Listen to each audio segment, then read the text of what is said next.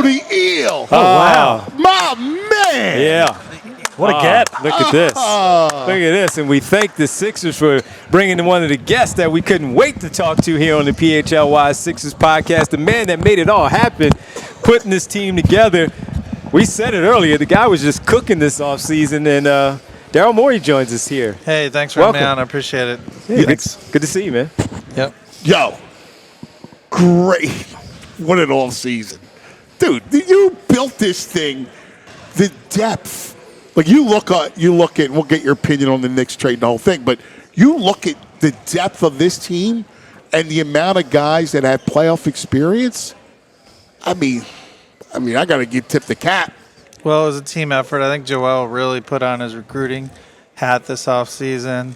Obviously, Elton Brand and the crew. Nick Nurse was out there talking to players. And Josh and David actually really got out on the recruiting trail with Paul George. So, as with everything, it's a team effort, and we haven't done what we want to accomplish yet, but we like the direction. Daryl, the one that surprised me, because obviously Paul George, you can look at the top free agents and know that you guys were going to be interested in Paul George. Caleb Martin, can you kind of talk about being able to get him and fit him into your cap sheet, like how that all came about? Yeah, he was a big target. We thought that once we signed Paul that he wouldn't be possible. Miami, we thought they might get constrained by their cap situation, but we always felt in the end that they were going to sort of take on that challenge that they would have had to.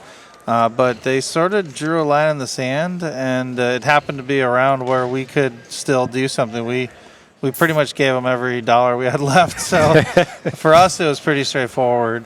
It was obviously a tough decision for him.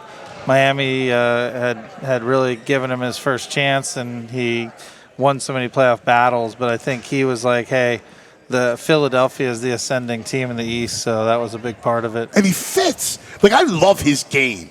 It's selfless, right? Like, he goes after every loose ball. Like we saw in the Knicks series, right?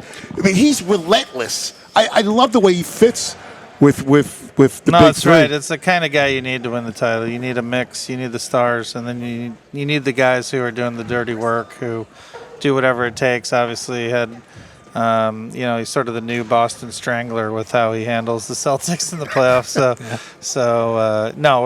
Caleb's was a really, really positive thing that he happened to be available with that last slot we had. And with all the moves, including Paul and bringing Kelly back, a big part of it was making sure you had some really good wing depth there at, of course, Boston, New York, and even the teams in the West to get as far as you want to go. How important was that to continue to add to that wing depth overall? Yeah, it was critical. I mean, once you have those sort of three elite guys, the game is really coming down to two-way wings with the remaining slots. So, it was thrilling, absolutely. So, and Andre was such a huge thing because we saw it last year. You couldn't take Joe out of the game. Yeah, it put a lot of pressure on Joel. We want to be smart about how we manage him through the season, and without someone like Andre, last year, Paul Reed gave us great minutes, Mo Bamba gave us great minutes, but now we have someone who is probably starting for many teams in the league. So Joel can feel pretty good that as he's being smart about where he's at with his body, that we can go out there and fight the battles. And then even in playoffs, that's where you were like, I can't keep him out of the game. I know. You know? Yeah, no, I know that's been a challenge. Joel always gets frustrated. The team takes a big drop-off. When he's out, I always have to explain to him that's because he's one of the all-time great bigs, so that's a little bit of a part of it. But I think for him, it was like, for him, the drop-off was too much, and it put a lot of pressure on him. He loves Andre, and he feels like the team with Paul and Tyrese and the rest of it, if he has to be smart about his body as we manage him through, that we can go out there and win games when he's not available. You mentioned Tyrese. You did not give him the contract last offseason, like a lot of players in his case would get. Now, he's fine. He made it through the year or whatever. But can you kind of talk about, the patience, and obviously for a good reason from your standpoint, because you wanted to keep your cap space and you were able to fill it with a great player in Paul George.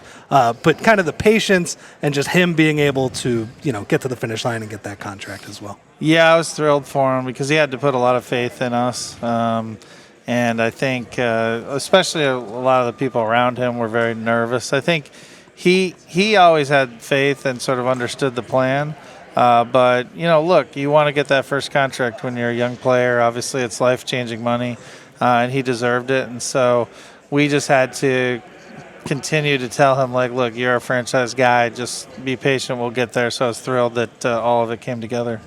You saw him in the Garden, right? Like, that moment was superstardom. Like, that moment of taking over a game with all those celebrities, in that moment, in the playoffs, scoring in bunches, going off, was the moment he stepped into that stratosphere. And I think I love that he lived that moment and that he loved sort of sticking the dagger in at that in that game and the stun, leaving the Knicks fans stunned as they left. So I would love to get a rematch there, and obviously they got the better of us, and get the rematch next year. It would be great for the fans and for Philly to have the Knicks be the team that we beat next year offseason.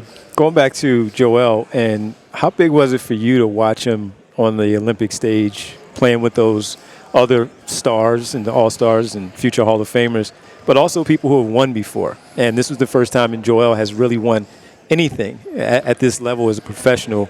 How big was it for you to see him on that stage and now playing meaningful basketball and then walking right into what we're about to walk into with this camp? I loved it, and he loved it because, he's.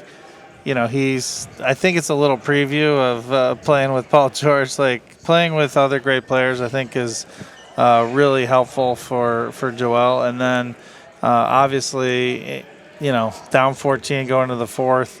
There were quite a few reasons that team came back, but the early to mid part of the fourth, Joel was the one carrying him and getting it down to, I think, 3 to 5 points. Yep. And then obviously Steph did his Steph at the end. But without Joel's ability to both stop Jokic and then carry the scoring load for the majority of the fourth quarter, that's right. The gold medal doesn't happen. So that's right. Go ahead. He said he texted you immediately after the season and said, I got to be ready for the postseason. Yep. He's mentioned losing 25 to 30 pounds. Can you, obviously, we'll see how the season goes, but can you kind of talk about the philosophy from his and the organization standpoint on how you're going to manage him through the season? Yeah, I think what he mentioned on the pounds lost, I think that's a big thing as you look at it.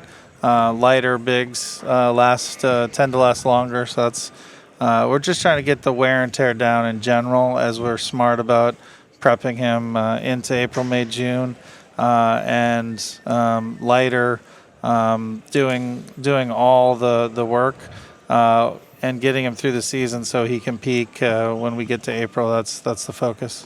Let's get to a little drama because it's great.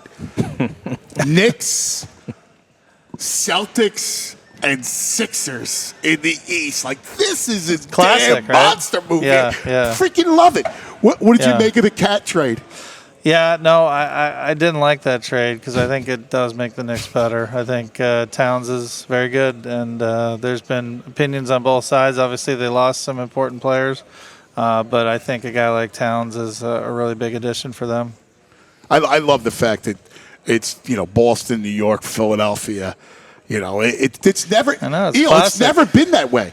The Sixers and Knicks. The Knicks weren't any good. Oh, right. They were last good in 78, 77, something like that. So when the Knicks were good, Black Jesus and everybody, Sixers were bad, right? Mm-hmm. Then the so Sixers it's never been all three are good at once. Never. Obviously, all elite teams over time. I hadn't realized this will be. Yeah, I think hopefully if things go to plan for all the teams, we're all in the top 4 there. Should be interesting.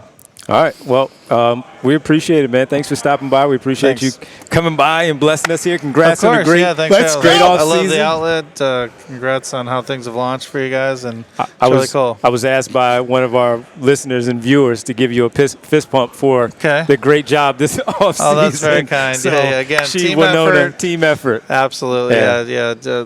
We've got Joel full side-eyeing Paul George, man. Yeah, exactly. Absolutely.